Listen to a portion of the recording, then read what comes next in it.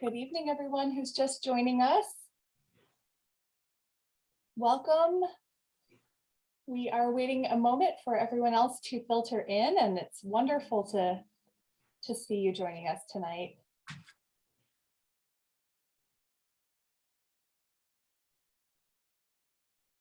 Here in the Pioneer Valley, home of Emily Dickinson, it is a kind of muggy end of summer evening. That's the weather report. I wonder what it's like where you are. We have folks tuning in from all over this evening. We're so happy to see you. So I think we'll go ahead and get started. Thank you again for joining us. This is part 2 of our series, The Props Assist the House, Restoring Emily Dickinson's Homestead. My name is Brooke Steinhauser, and I'm the program director at the Emily Dickinson Museum. And we're so pleased to be joining you virtually in your homes to share the exciting work that is happening now to restore the poet's home in Amherst, Massachusetts. This restoration is the most significant that the museum has yet undertaken. So we invite you to step behind the scenes with us to learn more about research that we've uncovered and the decisions that go into restoration work.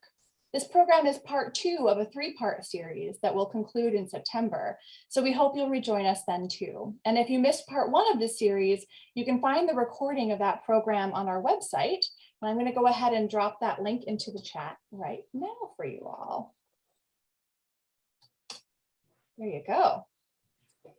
But before we begin, I have just a few notes. We'll be utilizing Zoom's auto transcription feature, so you may have noticed closed captioning at the bottom of your Zoom window. If you do not wish to see the captions, you can simply select Hide Subtitle from your toolbar at the bottom of your Zoom screen.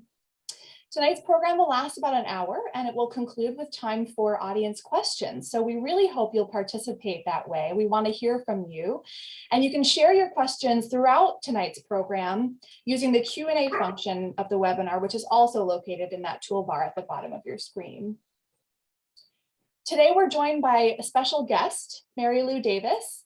Marylou is a specialist in documentation, conservation, design, and replication of decorative paints and gilding on historic architectural surfaces and objects.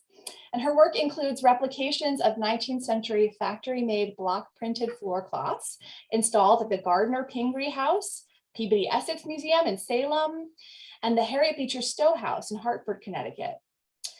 She also works on replicated flame mahogany wood graining at the Bosco Bell Restoration at Garrison, New York, and cedar graining in the George Washington Bedchamber at the Joseph Webb House in Wethersfield, Connecticut. All these projects sound so exciting, Marylou.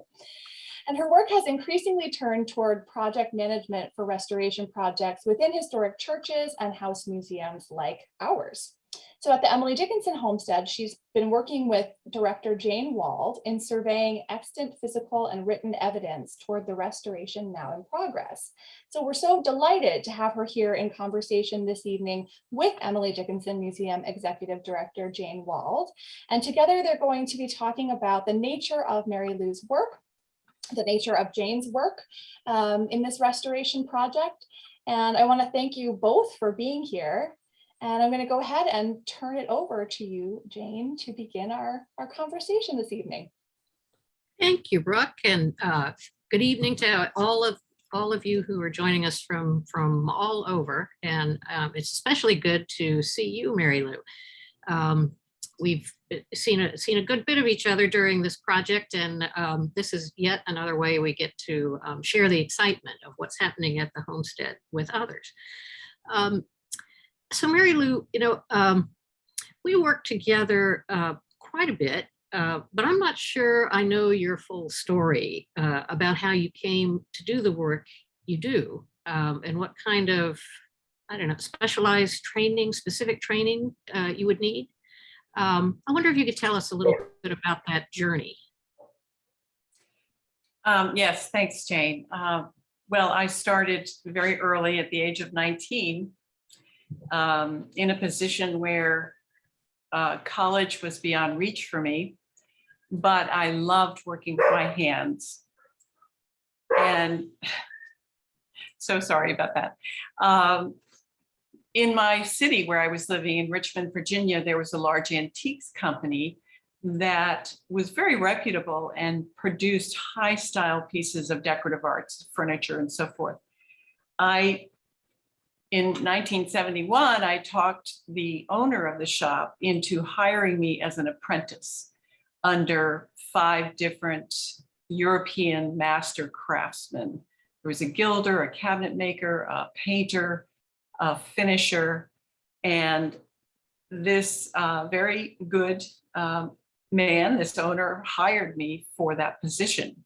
So I started the job. First day, very excited, went in and learned very quickly that nobody looked at me and they did not say a word to me. And even if I asked them a question, there was no response.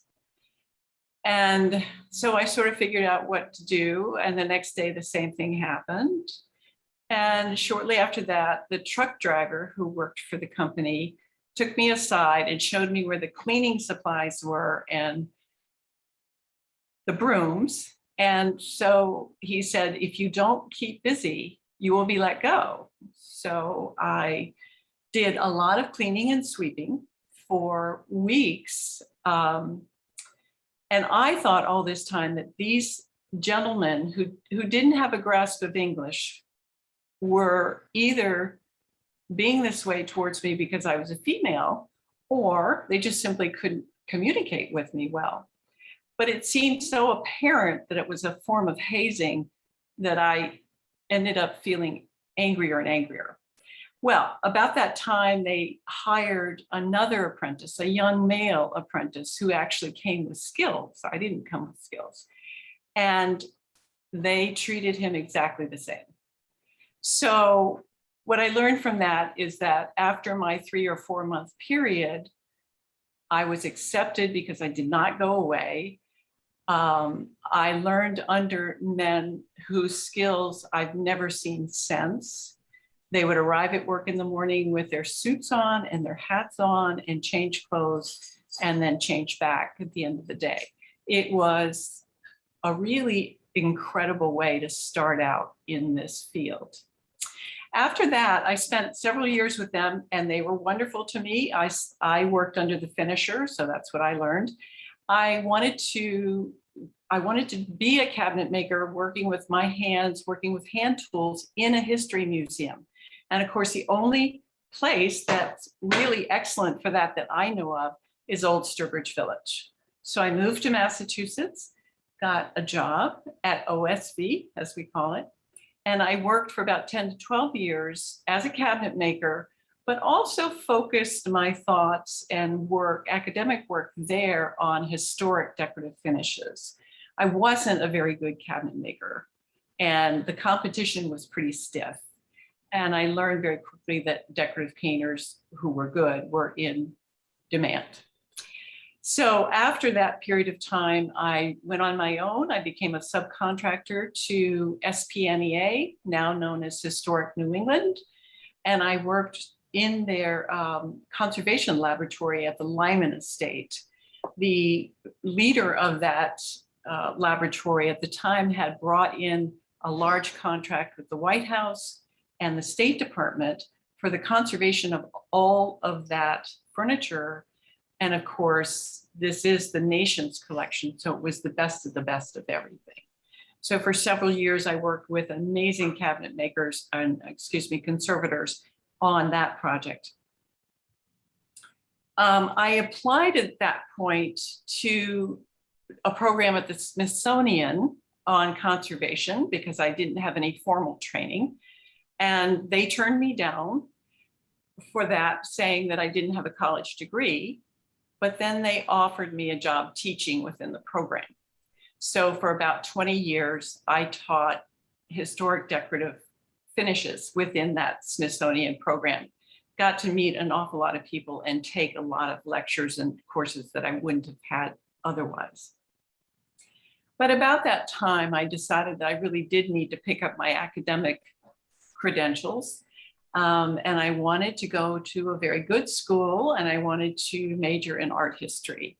And so I applied to Smith College in Northampton and was accepted as an Ada Comstock Scholar, which I was very thrilled about. And even more so, I was allowed to design my own major while I was there because I had to also keep working at project work to be there.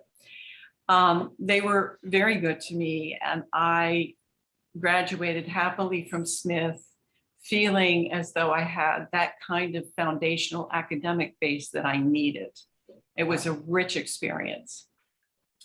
After that, I taught at the Boston Architectural College for a few years, and then went back really into full-time being on the job in whatever project was going on at the time. I also at that time started accepting offers to be a project manager within a historic house restoration. Wow, that's such a interesting range of experiences and quite an arc, quite a career arc. I guess I didn't realize that that you had done, as much teaching as hands-on work. And that's that I'm just really struck by the fact that the Smithsonian didn't think you could be a student there, but could be a teacher there.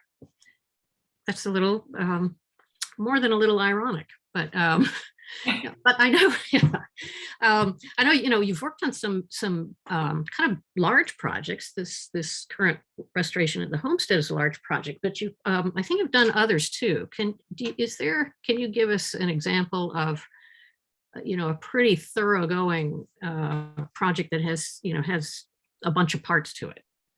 Sure, thank you. I'd like to talk about Roseland Cottage.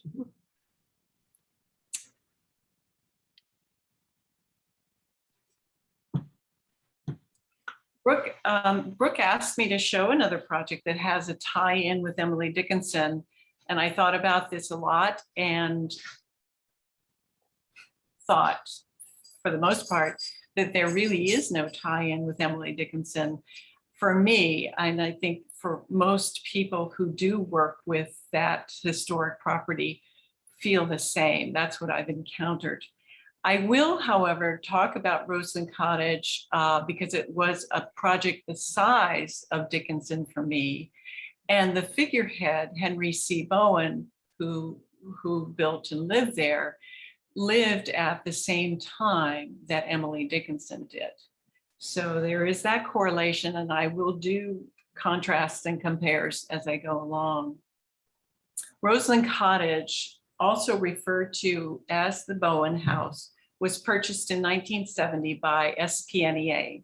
That's the Society for the Preservation of New England Antiquities. Now, and for some years now, it's been known as Historic New England. Historic New England is the oldest and largest regional heritage organization in the nation. After the death of Henry Bowen's granddaughter, Constance, the Bowen descendants worked with Historic New England in ensuring that the furnishings, papers, outbuildings, and property went to Historic New England.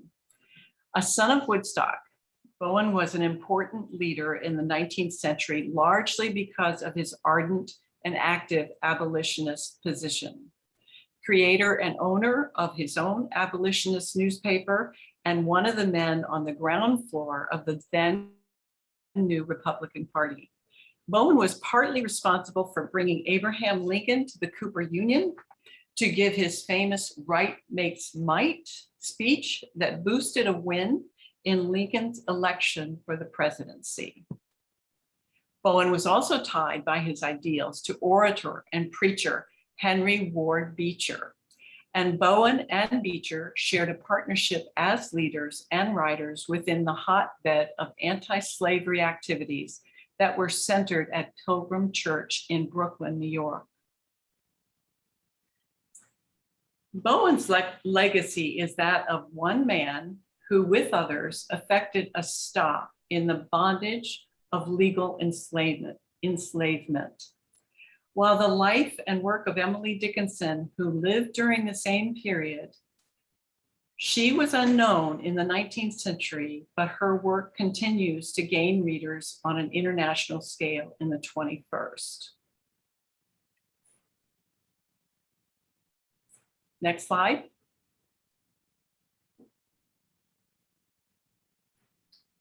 I think we've skipped one, Brooke. Can you go back one?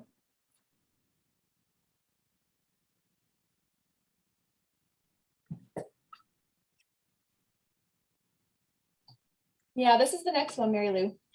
Oh, it is, huh? Okay.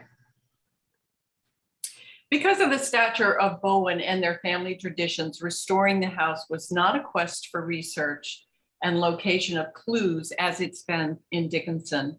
Everything from linens to sideboards and including bowling alley and carriage were there and are still there.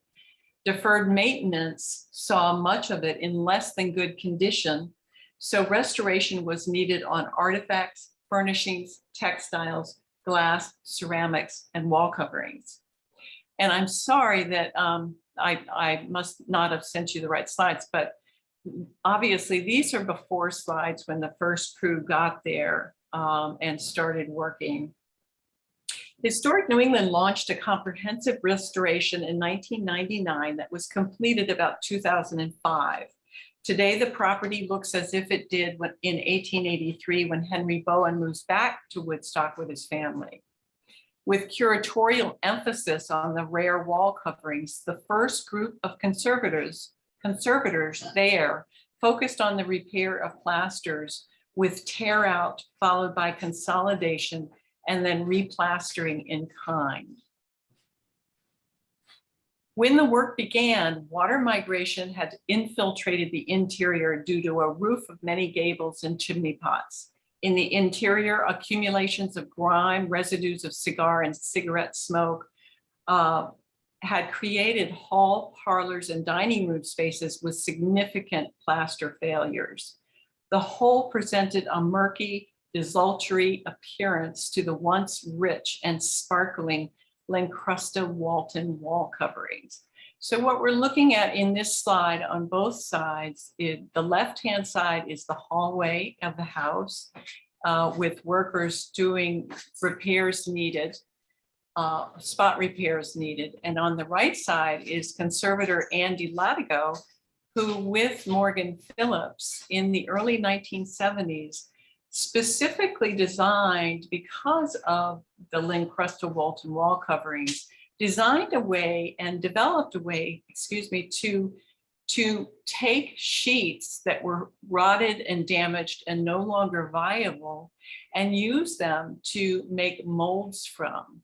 And then from those molds, he made out of silicone the replacement pieces.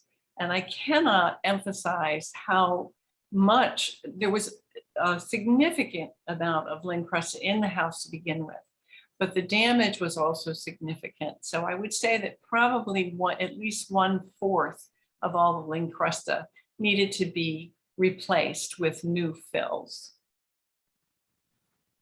Hey, Brooke. That's quite amazing, those images. Okay, let's stay here for a minute. Okay, here we go. Another, just a couple of views of damage on the right. Somebody during the time period of the house, the last two spinster sisters who lived in the house, of course, did not have the means to keep the house up. And so there were all sorts of repairs done that were tough to deal with. Somebody had come through with a spray can of paint, green enamel paint, and hit all of the places they thought needed to look better. That created such a problem for us. And then on the left-hand side, this is a little reminiscent of Dickinson, because one of the things that's going on is that the lowered ceiling has been taken out to raise it back up to the level it's supposed to be. I want to put a plug in right now about Brian Powell and his work in paints analysis. There are very many very good people doing paint analysis now. but I do want to mention that, and Brian Powell did the first paint study for the Homestead, I think in 1999. He is now retired. But I have often followed Brian Powell around because I'm usually the one who's interpreting his findings. And he's a stellar analyst, but more so, he also brings to it, he's a colorist. And so the distemper painted cornice molding that you see there in sort of an icky green and pink, that was the old paint color that a family member did. But underneath of that, Brian found the most beautiful array of just jewel-like colors that we mixed up and replaced it with.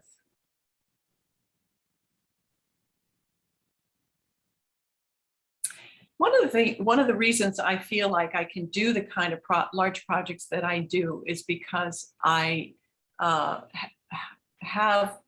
usually try to have a conduit to attract young student interns or volunteers. And these projects require such an enormous amount of labor. And in fact, the Emily Dickinson project will, when we go to make 3 large floor cloths by hand for the hall spaces in the home.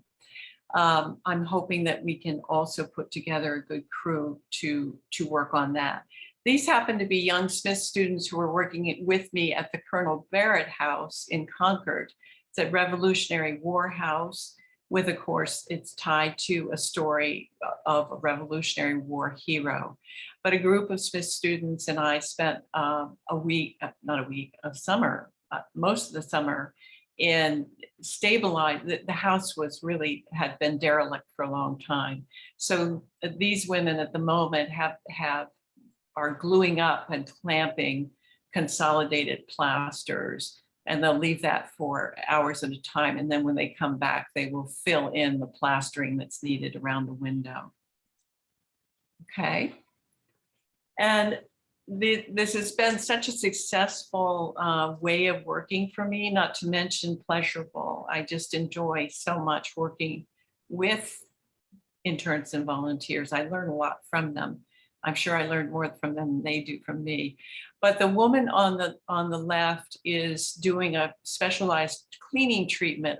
My crew was responsible for cleaning, repairing, and fully restoring all of the surface finishes. And of course, in this house, they were great. There was about 10 different patterns of lincrusta scattered through the whole first floor. And Allison on the left has put the solution on the wall, and then she will blot it up and then rinse it afterwards. So it was that kind of laborious timing and surface area that we had to cover that makes very good and relatively inexpensive labor so necessary. And then at the end, of course, I'm usually there long after everybody else has gone away. And this is on the left, what you're seeing is a big infill, a new infill of lincrusta, brand new. And then on the right, I am starting the in painting. So it felt like there was miles and miles of it, but it was a very pleasant home in the wintertime to do it within. So it's one of those jobs that I really enjoy too. Okay. Marylou, on the just curious, in the photo on the left, the infill is part of the lincrusta wallpaper, and is it the kind of grayish block? That infill is silicone. It's modern. Yeah. So that's the process you were explaining earlier. Yes, exactly. So thank you. mm-hmm. I think that's the last slide. Okay. Yeah. So what a fascinating project. And that house, Roseland, has I think has a rather different appearance from what the Homestead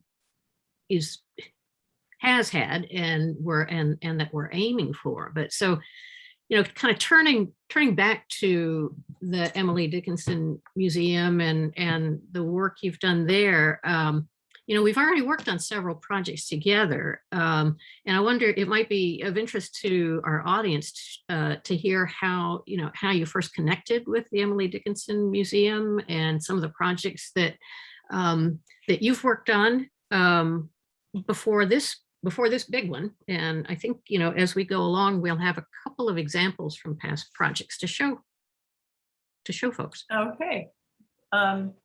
Well, I met Jane through Nan Wolverton. And I think it must have been 2010. I did a survey of furniture, conservation survey of furniture in the Evergreens.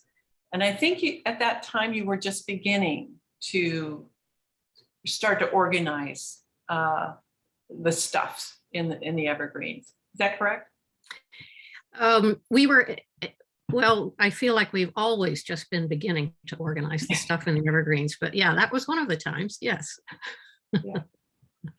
And then there was damage done to the house, and I can't remember exactly. It was cataclysmic at the time, I remember.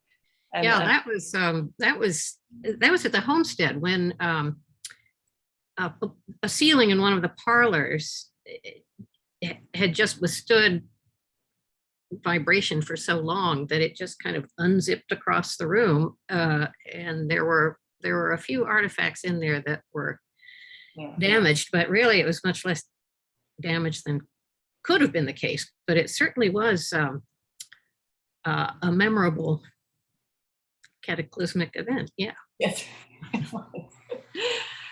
So at that time I conserved a couple of those items, and then I think the next project I worked on with you very closely was in designing Emily's wallpaper, her bedchamber wallpaper.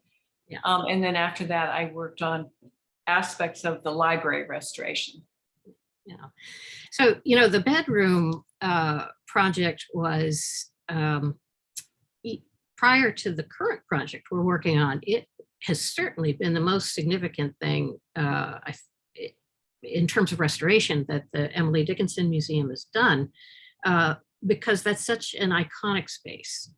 It's, we think of it as kind of the heart of the house, the heart of the whole museum. So it was in a way, kind of a dream come true to be able to do that restoration, but also a little unnerving at the same time, because they were so just wanting to be as accurate and authentic as possible. So, you redesigned the wallpaper in that room from really very limited fragments. And, I always kind of think that the wallpaper it's kind of the largest canvas that a visitor going into the house is going to see. And sometimes it kind of recedes as a backdrop. But on the other hand, it is kind of the biggest artifact apart from the house itself. And because it has that kind of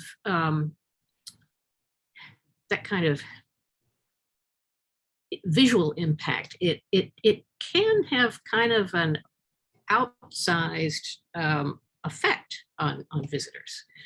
So it's really really important work. and just thinking that that's one of the most important things that will help a visitor or a guest to absorb what that space is like, or what that poet's space is like, and how that kind of plays into their creative process.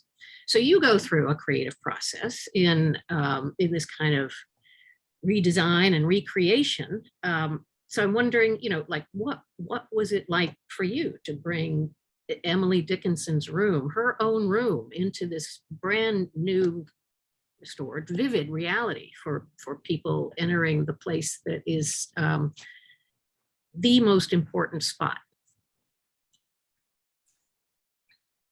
Well, I have to say that I don't know whether to say it or not, but I had never done anything quite like it before, which people might realize when they look at it. But I am always game to take something on that's interesting and challenging. So the first slides we're seeing, Jane, are the fragments that you gave me. And to tell you the truth, I don't know exactly where. There was about 5 to 7 fragments that you gave me to start out with. And I'm not sure where these were located. Yeah, Were they- all of them came from the ceiling line. Because there was in Dickinson's room a 20th century ceiling that had been dropped below the level of the original ceiling. So in that space, maybe about a 6-inch space, there were little fragments that, well, the image on the left is, exactly how those fragments appeared. They were little horizontal strips. Mhm. And I know that was a challenge because you didn't have a full vertical or full horizontal Yeah. section. Yeah, it was especially difficult for the flowers because the fragment on the right shows the only evidence really of a flower form on this paper. Now these samples are not actual size. Please keep in mind when you look at it. So that was a real challenge. But next slide. The easiest part of it was it had a base layer printing that was probably roller printed, geometric form. And Jane, I think we thought that this may have been referencing to an early sort of wire mesh that was being produced in mid-19th century for the purpose of supporting plants or trellising plants. And so based on that, we started talking about what kind of flowers might have been in this paper. I spent lots and lots of time looking through Historic New England's archive, which is excellent, very user-friendly. It's just a terrific tool. I also looked at collections in the New York area. It was interesting how different the Middle Eastern states' designs were from New England, vastly different.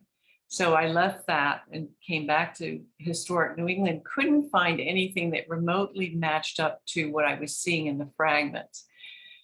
Now the paper on the right, on my right anyway, I hope it's on your right, is a stylized, wonderful chinoiserie paper that is owned again by Historic New England. And I show it now because when I was fretting about the flower forms, Nan Wolverton, who is the researcher and writer of the furnishings report for this restoration, suggested that I look at stylized papers, meaning papers that are starting to come out in the late 1860s, and they're more flattened in design. They often have whimsical or fantastical kinds of designs. We think of William Morris a lot and that work with stylized papers.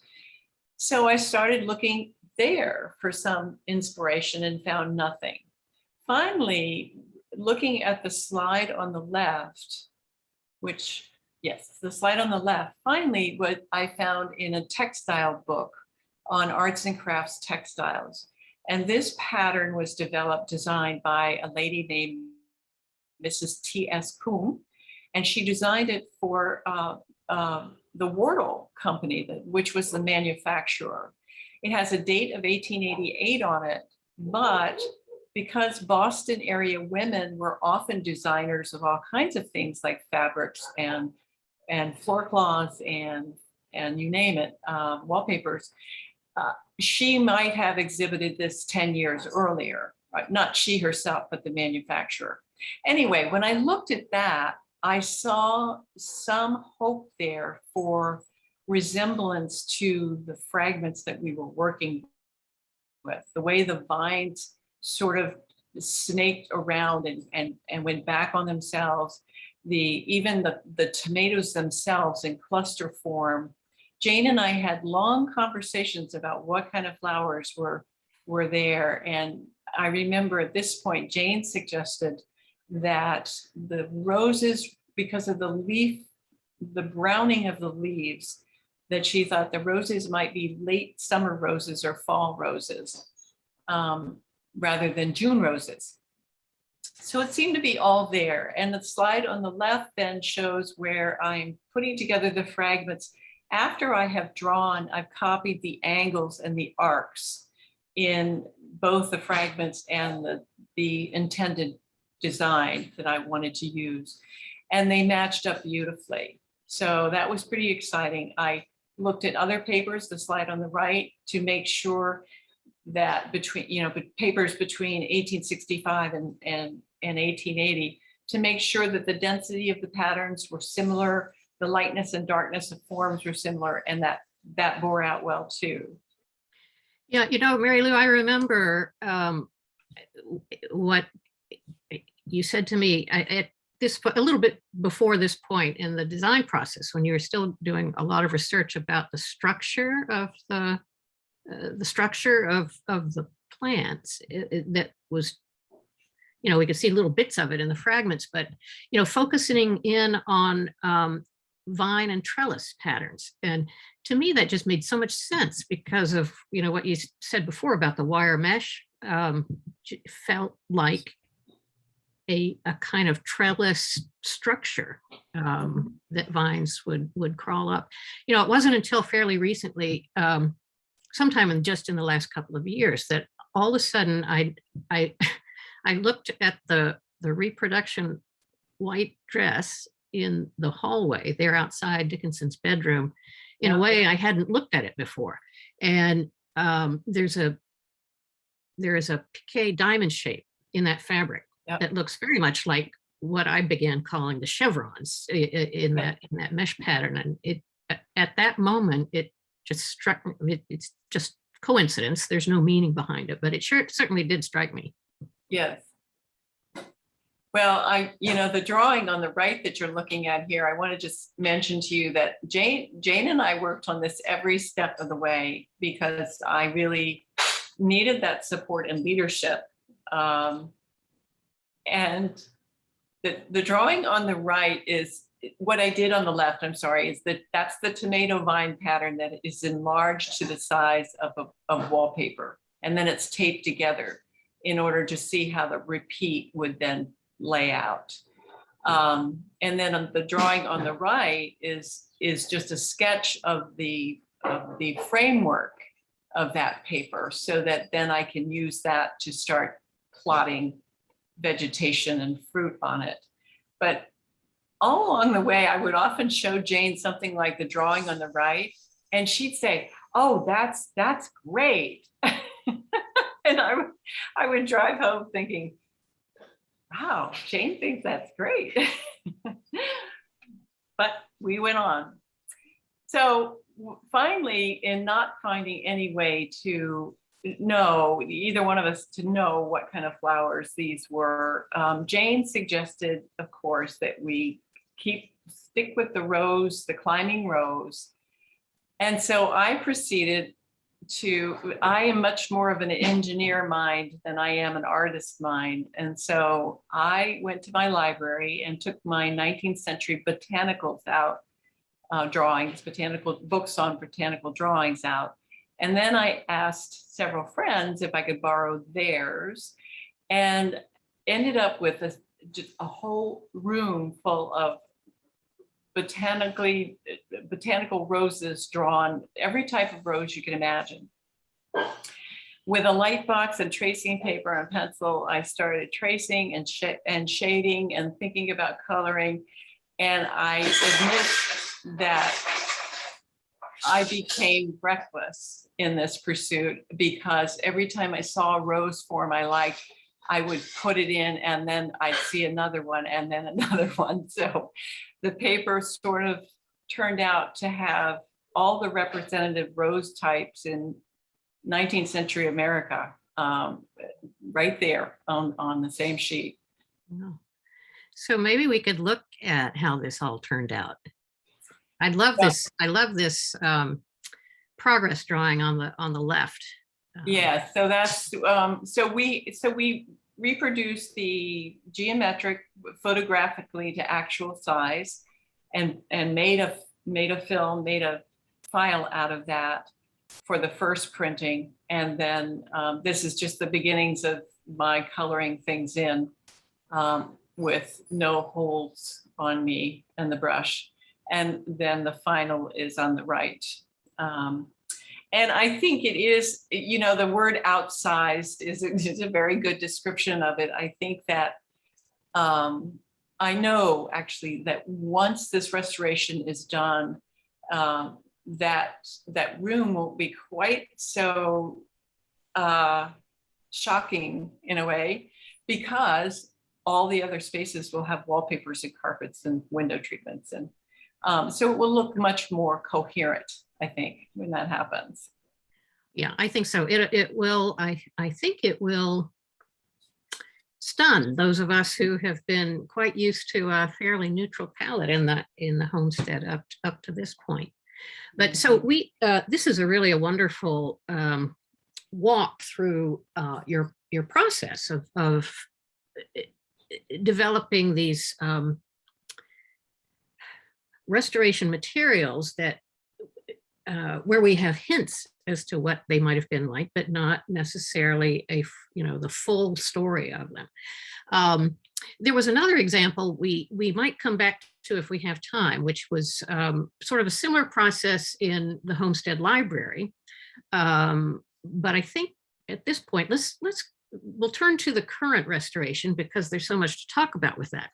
So this current restoration, is those of you who have been following us can imagine, it's a big one. It's the biggest thing the Emily Dickinson Museum has ever taken on, and it will fully restore the original main block of the homestead. So this is the 1813 square without the east addition and without the north addition, and those will be in a separate. Those will come along in a separate project a little bit later. But this one, the restoration will affect the main hall downstairs in the first floor, the transverse hall, or the hall that goes between the parlor and the dining room in the east addition. The double parlors will be completely transformed and will return to a divided parlor with new pocket doors that had been taken out quite some time ago. All the flooring in that part of the house, the modern floorboards will be lifted up. The 19th century floorboards are going to be revealed and then have floor coverings put on top of them. The staircase will be rebuilt so that it is the 1855 version of the main stair from the first to the second floor. On the second floor, similar treatment in the main hall there on the second floor. The staircase between the second floor and the third floor will come out, because that just did not exist during the Dickinson's time, and a smaller staircase will be relocated in its original position.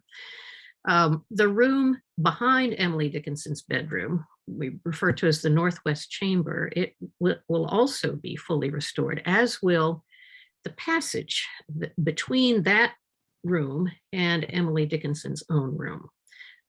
And we think that was in place during Emily Dickinson's lifetime and allowed her access to the room behind to care for her mother in her later years.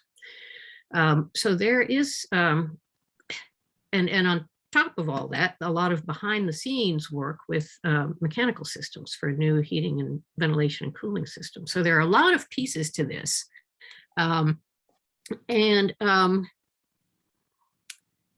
You can probably understand why I'm more excited about the decorative finishes than perhaps the heating, ventilation, and cooling system. But we can begin to talk about the work you're doing with those decorative elements, Marylou.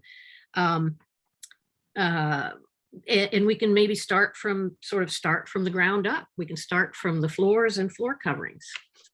Okay. Because this is really interesting because there are different treatments needed in different areas. So I wonder if you could share with us how that, where we're headed with that. Okay, so gosh, we're starting at the top of the line. This is the parlor. And if you've been to the house, you recognize the scene on the left. This particular space will look so vastly different. I don't even think you'll recognize it. I'm excited about seeing the furnishings in it. The sample that you're seeing on the right is a product that Jane and I have been working on for a long time, over a year now. This is a Brussels carpet that we believe Edward and Emily Norcross purchased for the parlor. It comes from the Grosvenor Wilton Mill in Kidderminster, England, and the pattern was matched to the description of several visitors who came to Emily Norcross' funeral early just to see this beautiful carpet that had a basket with flowers pouring out of it and heading towards a border with more flowers. A very wonderful carpet consultant, John Burroughs, steered us to this design, which is dated 1843. And the mill still retains the cards, meaning the programming that makes the pattern across the floor. And so they actually have completed this carpet at this time, and they're looking forward to putting it on their website as Emily Dickinson's carpet. I think it will really be smashing. Yeah, so that's what's planned for the parlor. And on the left, you see this sort of long angle view of the double parlors. And imagine this pattern and all the color in this pattern just flowing throughout that large space. It's a different look, and a really exciting one. So that's what's happening in the parlor. And then so there are other chambers in the house, staircases, chambers that'll get a different kind of floor covering treatment. Yes, what we're looking at now is the striped Venetian carpet that will go into what we're calling Mother's Room, that northwest bedroom that is being set up. And I think, Jane, you probably can speak much better to, I'm sure, much better to the slide on the left. Well, yeah, the slide on the left is, this is a view of the passage that I referred to earlier. The blue paint, that's in what will be Mother's Room. The blue paint, that's going to get wallpaper treatment. But we're looking through that narrow passage. The door you see at the far end, that is the door into Emily Dickinson's room. Yeah, and Marylou, I wonder if you could maybe just describe, just for people like me unfamiliar with really how carpets, rugs, textiles are made, basic difference between an ingrain and a Brussels. Okay, well, the Brussels that we just saw in the parlor, of course, is a level loop pile carpet. So it's considerably thicker. Yes, thank you. It's considerably thicker than, for instance, the Venetian carpet that we just saw that will go into Mother's Room. These Brussels carpets during mid-century, mid-19th century America were really and truly what you would want to have in your parlor. They were just it, and they were very expensive. And in the advice books and domestic guidebooks, you read all the time about the poor newlywed couple who spends all of their money on a Brussels carpet and then can't buy anything else. So these were the top of the lot. And they're beautiful. The color mixes in them are vivid, and the scale of them are enormous. I think the repeat size of this pattern is, oh, I don't know, I'm trying to remember, at least 26 inches. But no, it's more than that. It's much more than that. The wallpaper is 26 inches. Anyway, they're enormous patterns going across the floor.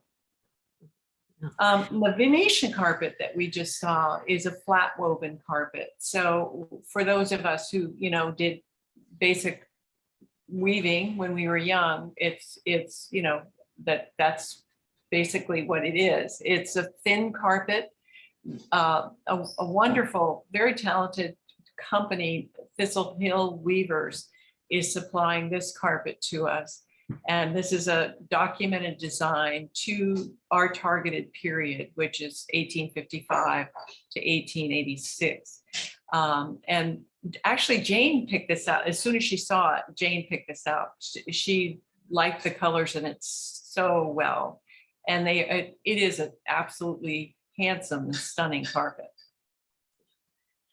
And there is yet a third. Yes. This is the lowly floor cloth. I kept talking to Jane about a floor cloth, that we needed to get a floor cloth pattern for the hallway.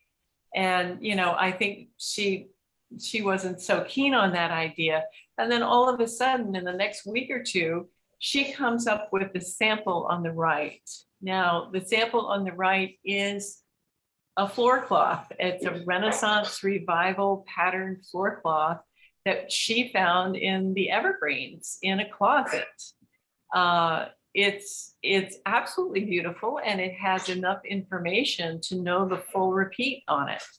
So we are going to reproduce this pattern. That's the same floor cloth, only it's getting prepared for the templates that I need to make the thing.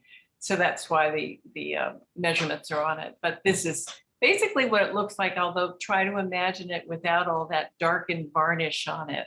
It will actually be very bright. There's a cadmium red in it. There's it will be just, I think it will be just perfect for the hall. Yeah. As we go through the next few slides, I hope you'll keep this pattern in mind. We have a slight reveal at the end of this program, and just want you to keep this floor cloth pattern in mind as we continue. So another important, we've talked about how important this wallpaper canvas is. There's a couple of descriptions of wallpaper in the Homestead Parlor. Thomas Wentworth Higginson, on a visit to Emily Dickinson's house, described the whole atmosphere of the parlor as dark, cool, and stiffish. And Emily Dickinson's niece, Martha, referred to, again,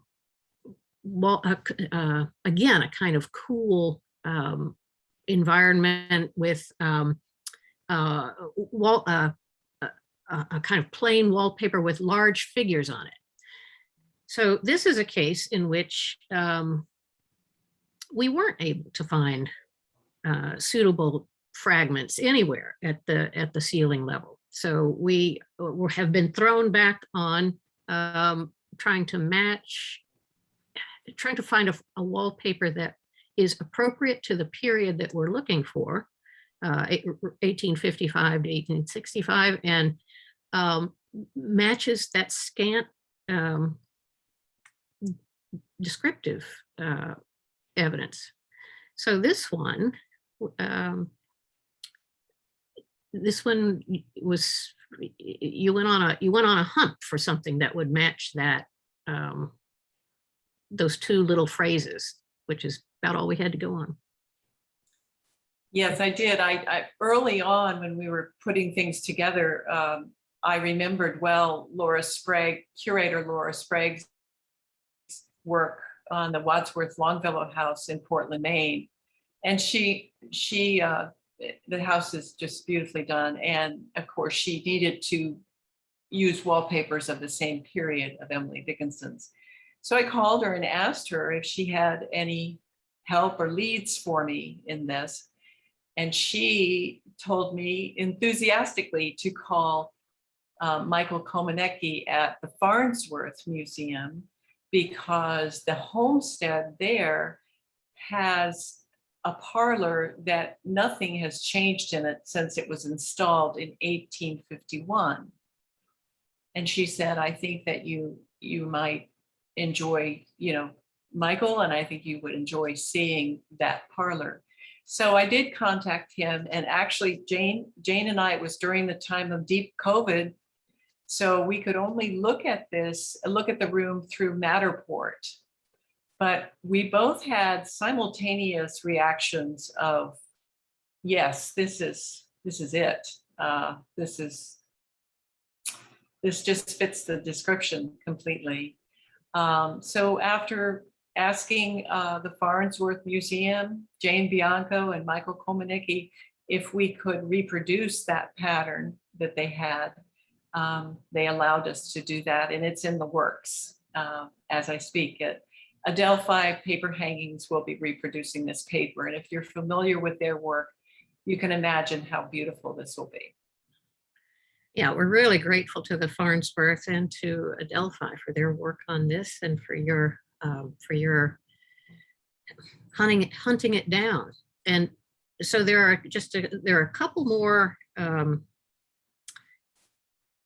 really kind of creative pieces. Again, search for evidence, trying to put things together the way they were. And this is another example of a wallpaper fragment that is, you can see on the left, its current position in that passage that I've referred to a couple of times, and a little further up close. But this, so how are you thinking of recreating this, Marylou? Well, this was fun too. I work with a very talented graphic artist, and I brought her photographs of this fragment, and she was able to basically scan it in but redraw it so that it matched what she was seeing on the fragments. And Eric Gradoya, who was at the house probably numerous times at this point, but when he was there, Jane, he had said to you that the pattern was probably depicting hops vines. Mm-hmm. And so all we had was the information, of course, that's here in front of you.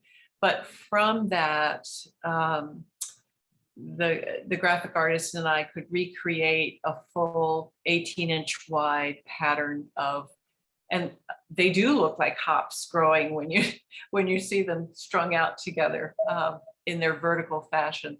And so the file is there, and the computer file has been sent off to Adelphi Paper Hangings, and they have agreed wonderfully to print this paper for us. It's gonna be wonderful. And then I'm just gonna let you take this one away, Marylou. This is, to me, kind of the most exciting of these hunt and peck activities. Okay, well, I think this one, along with Emily's paper, was probably the greatest collaboration between the two of us, because it took both of us to bring out the whole pattern. This is a delightful, beautiful little geometric pattern, very simple, but one that is talked about in Godey's Lady's book as being suitable for a hall. They were often labeled Elizabethan, and I think that may be because they look like very fine tracery. It's just a very pretty pattern. This was a stack up of papers in the hall. The bottom one, 20th century paper. And then going up from there, that little spider-like form paper is the target layer. It was probably added at some point between 1855 and 1870.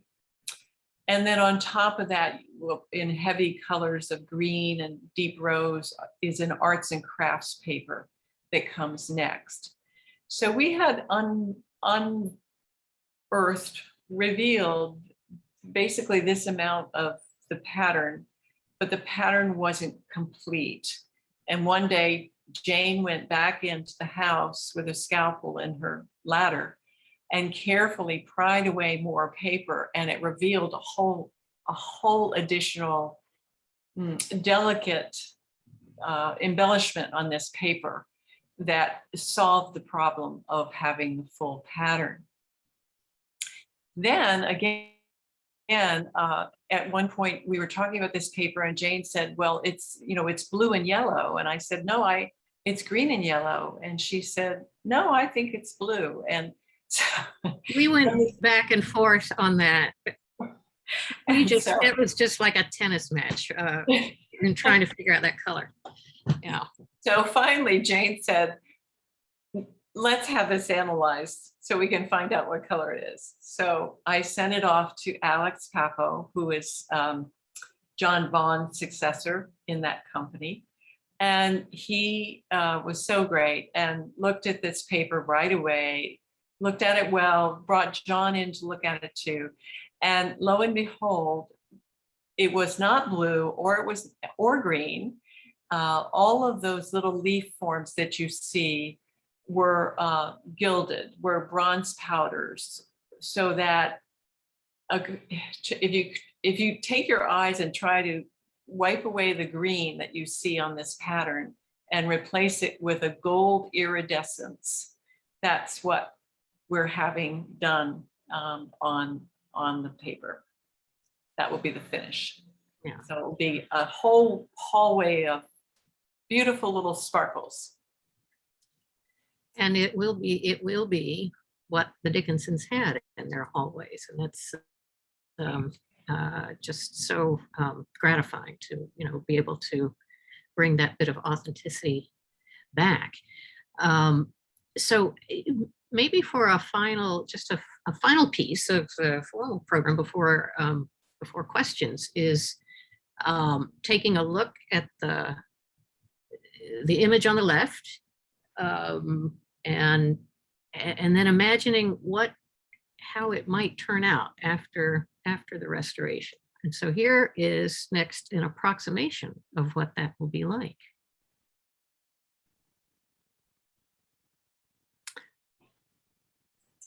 So this is a rendering by Annie Jolly, who Marylou has worked with for some time. And do you want to take us through this image, Marylou?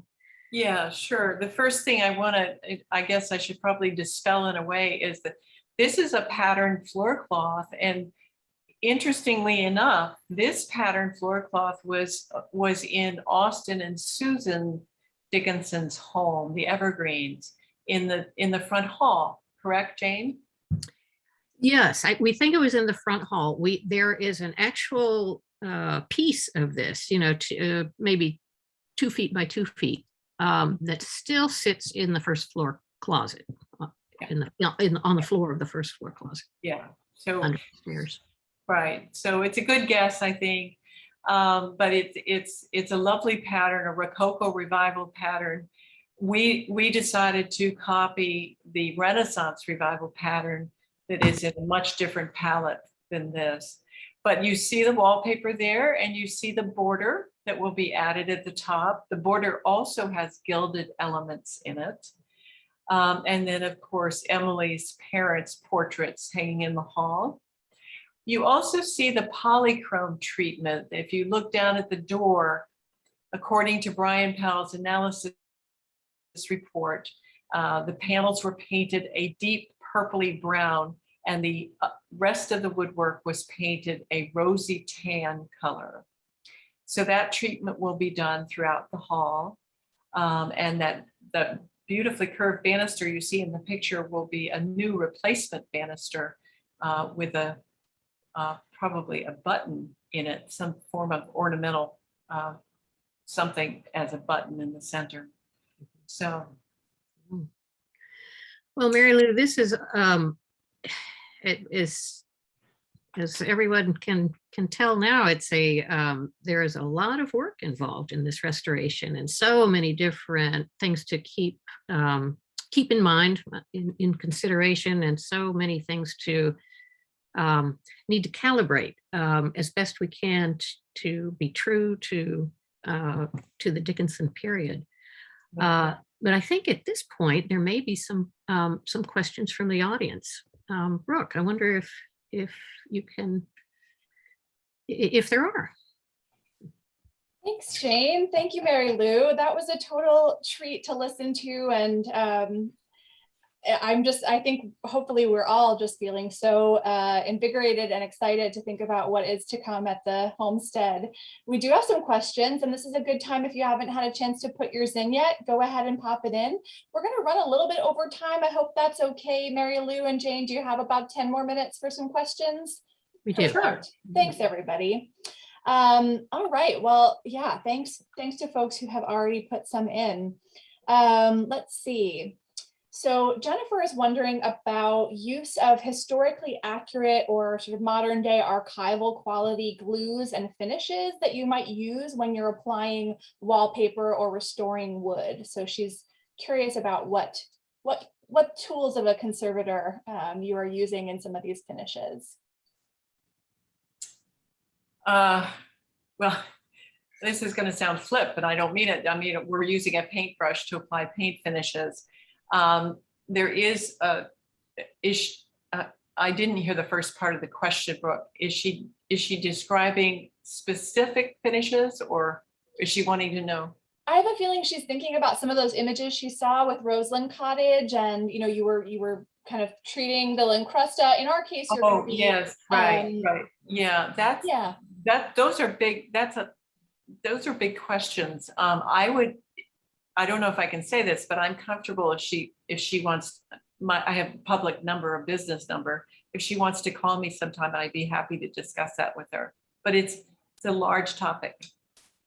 Yeah, another way to think about that question too might be, we have an option to take some of the reproduced patterns that you've seen, and we have a choice, right, to maybe print them on print them digitally on modern paper, or we could, when we work with a company like Adelphi, they're using historical techniques. So you might maybe speak a little bit to different approaches. Oh, okay. I'm so sorry. I thought you were talking about Roseland.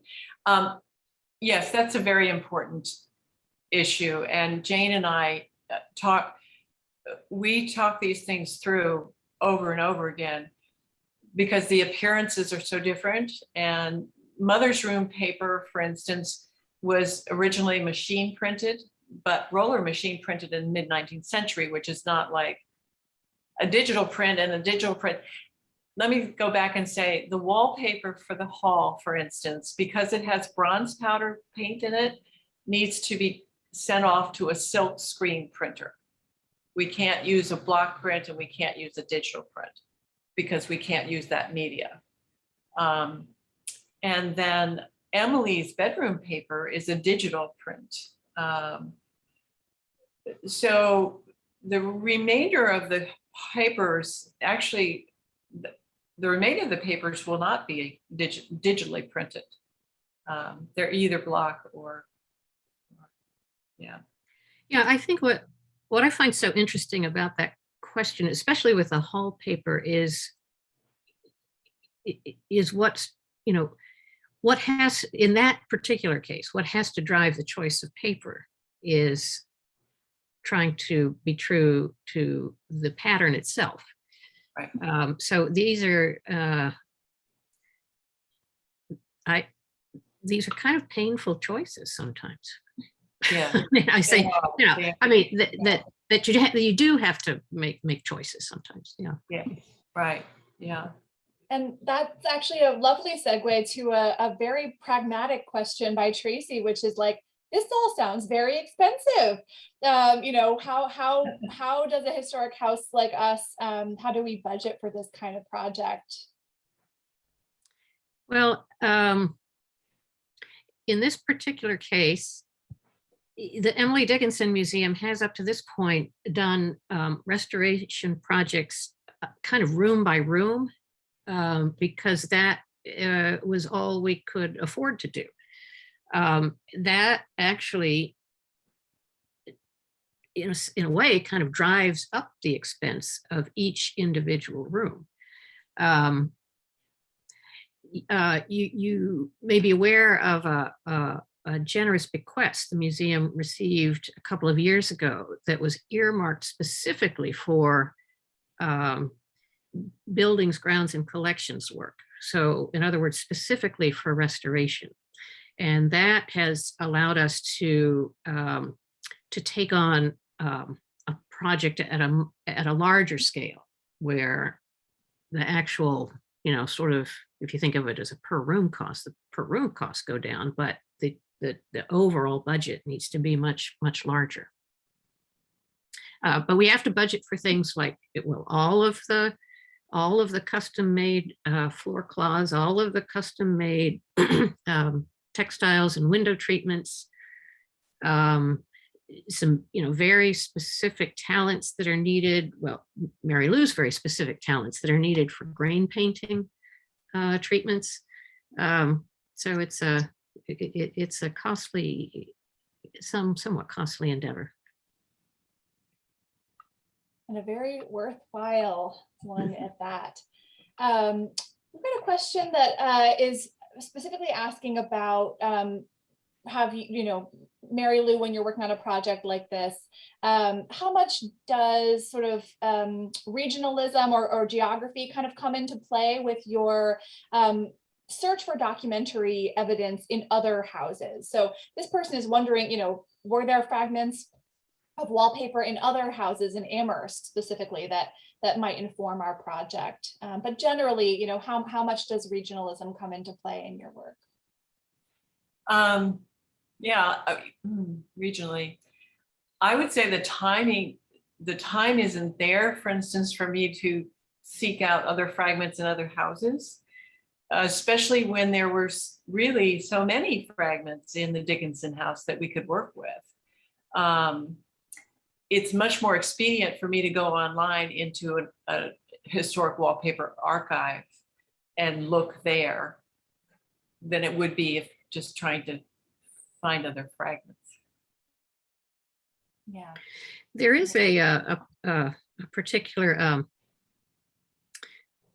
This is another instance of kind of serendipity about discoveries, and it does address this question about local Amherst goods, and that is a carpet that in our Emily Dickinson bedroom restoration, we opted for straw matting in that case, and it was at the time the kind of affordable floor covering we could use.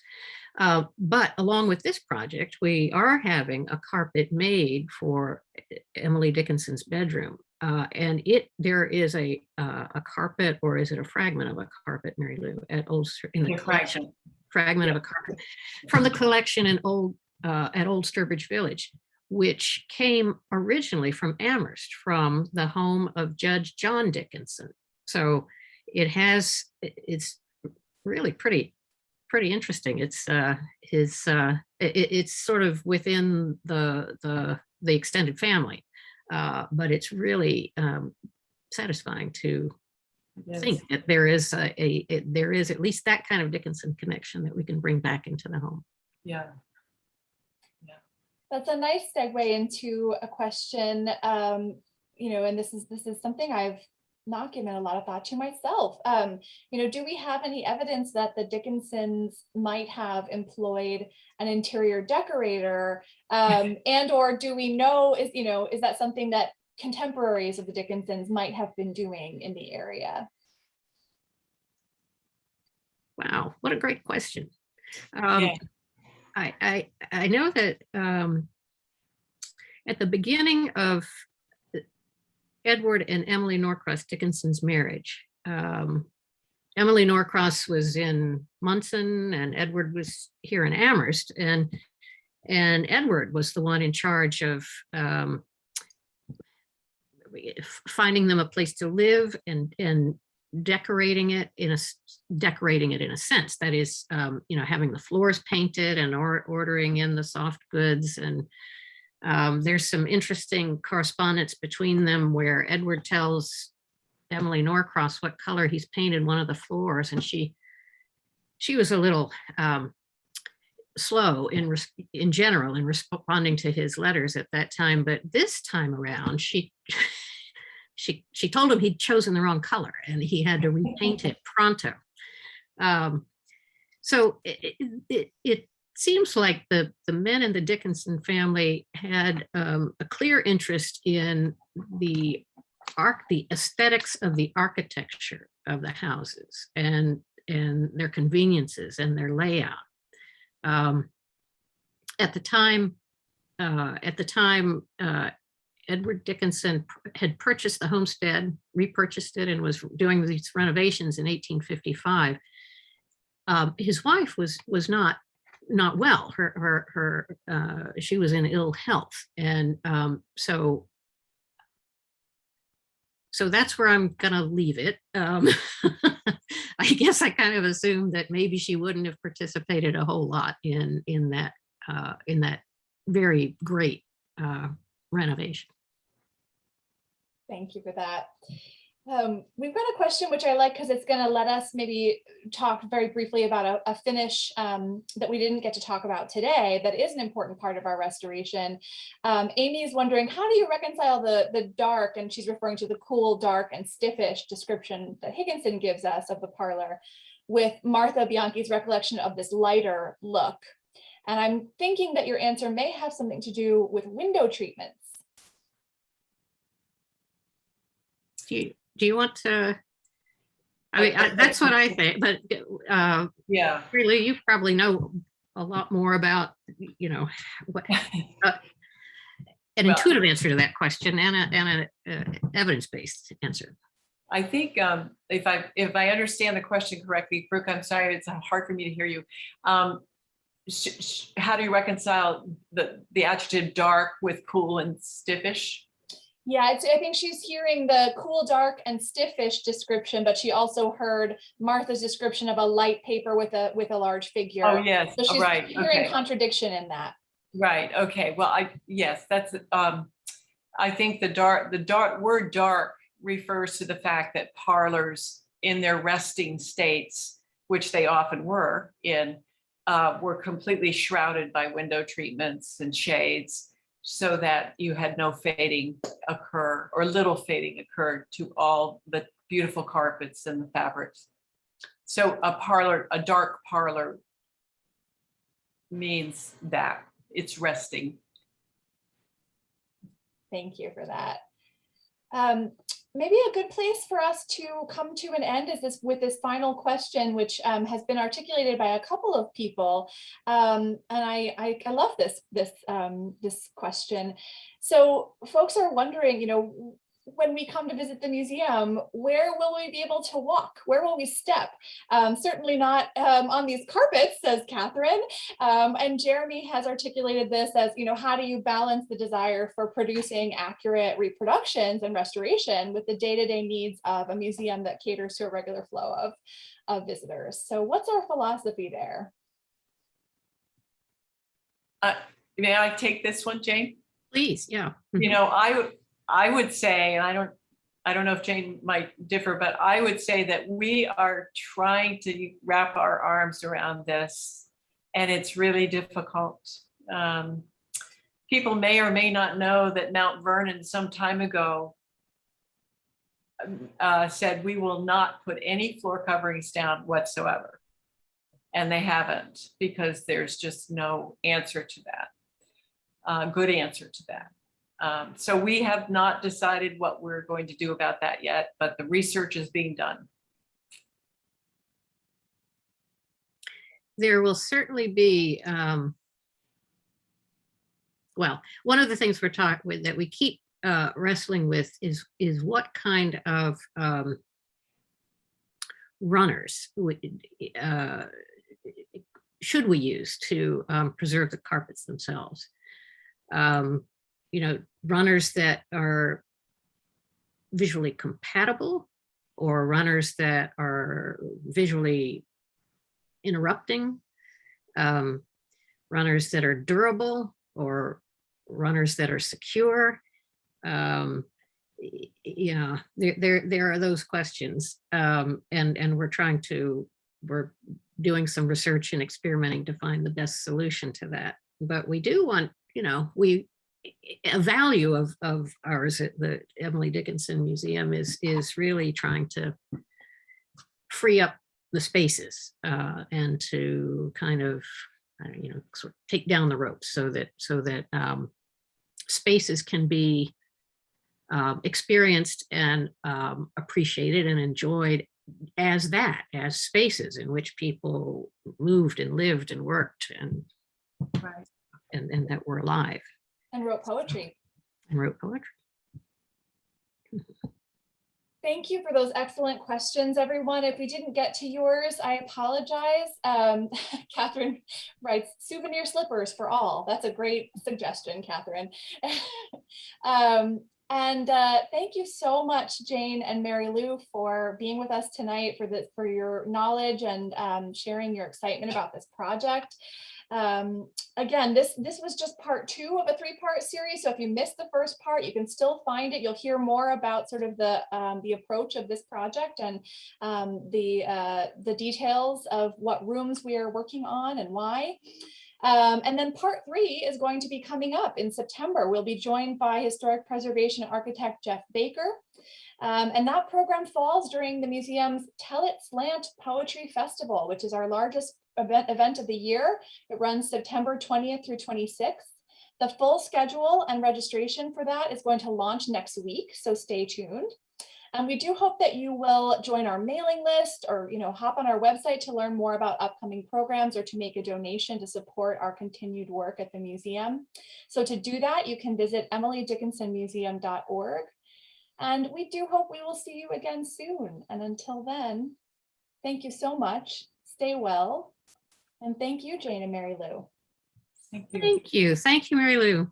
Thank you, you. everyone. It's great to spend some time with you this evening and talk about this exciting project. I agree. Take care. We'll see you soon.